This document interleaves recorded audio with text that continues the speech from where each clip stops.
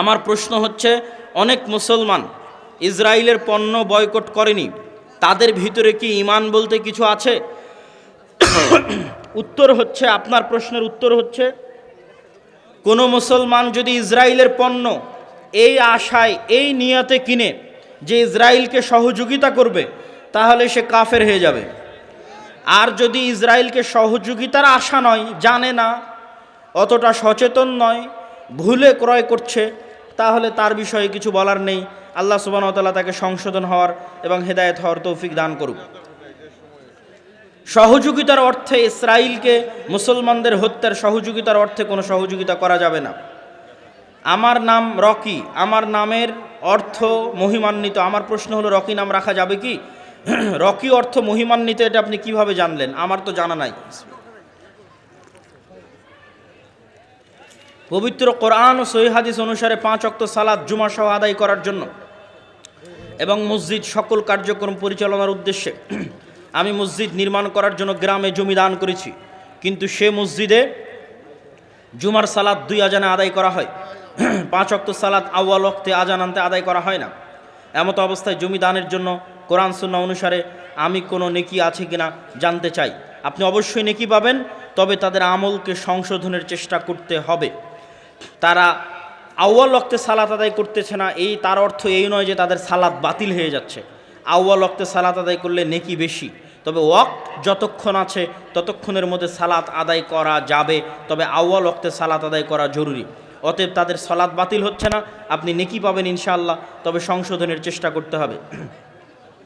সহজভাবে বলবেন, আমার রাগ কমাবো কিভাবে? রাগ কমানোর দোয়া আছে কি? রাসূল সাল্লাল্লাহু আলাইহি ওয়াসাল্লাম শিখিয়ে দিয়েছেন, রাগ শয়তানের পক্ষ থেকে আসে। আউযু বিল্লাহি মিনাশ শাইতানির রাজিম বলতে বলেছেন, উজু করতে বলেছেন, বসতে বলেছেন, বসাতেও রাগ না কমলে শোয়ার জন্য বলেছেন। অতএব রাগ কমার দোয়া আউযু বিল্লাহি মিনাশ শাইতানির রাজিম।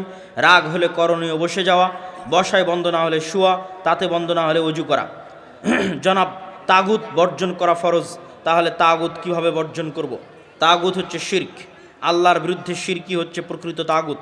শিরক বর্জন করাই হচ্ছে তাগুত বর্জন করা, আর তাওহীদ অনুসরণ করাই হচ্ছে তাগুত বর্জন করা।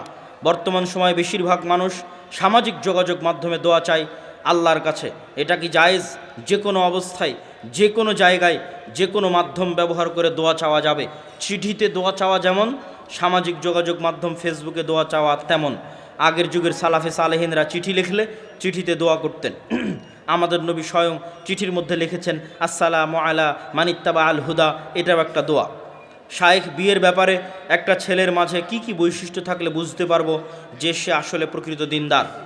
শুধু ছেলে নয়, ছেলে মেয়ে উভয়ের ক্ষেত্রে আপনাদেরকে একটা নাসিহা করে যাই, যে আপনারা যদি মনে করেন দিনদার মেয়ে পাত্রী হিসেবে নেবেন, আপনারা যদি মনে করেন দিনদার ছেলে পাত্র হিসেবে নেবেন, তাহলে আপনাদের জন্য নাসিহা হচ্ছে, মাদ্রাসার ছাত্রী হিসেবে, বোরখা হিসেবে, পর্দা হিসেবে কখনোই দিনদার বাছাই করবেন না।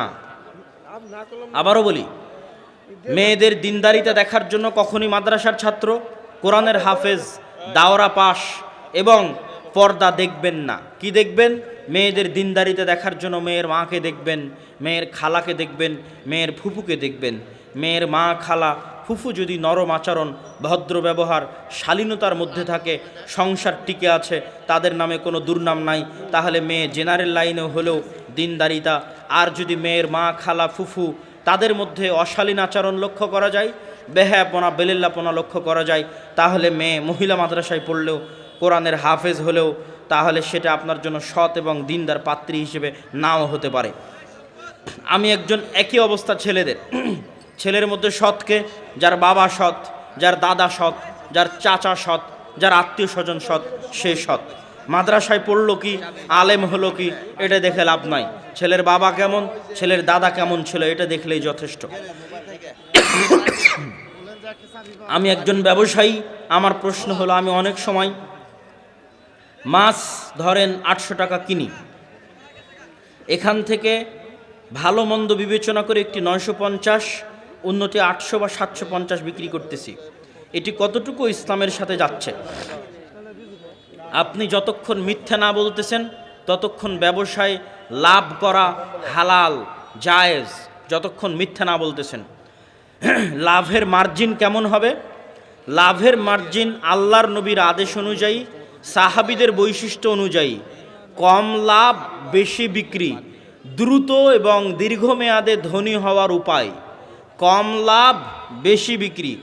একজন একটা বিক্রি করে 500 টাকা ইনকাম করবে, আপনি 500টা বিক্রি করবেন 1 টাকা করে লাভ নিয়ে, আপনিও 500 টাকা ইনকাম করবেন, আপনি বড় ধনী হবেন ইনশাল্লাহ, একদিন অনেক বড় ধনী হবেন। আর যদি একটা মালই বিক্রি করে 500 টাকা ইনকাম করতে চান, ধনী হতে পারবেন না। প্রিয় শায়েখ, আমার কোনো আত্মীয় যদি সুদ খায় তাহলে কি তার বাসায় দাওয়াত খাওয়া যাবে? যদি তার পরিপূর্ণ ইনকামই হারাম সুদের উপর হয়, তাহলে তার বাসা দাওয়াত থেকে বিরত থাকতে হবে। আর যদি কোনো প্রশ্ন না থাকে, আমরা বৈঠক শেষের দোয়া পড়তে পারি।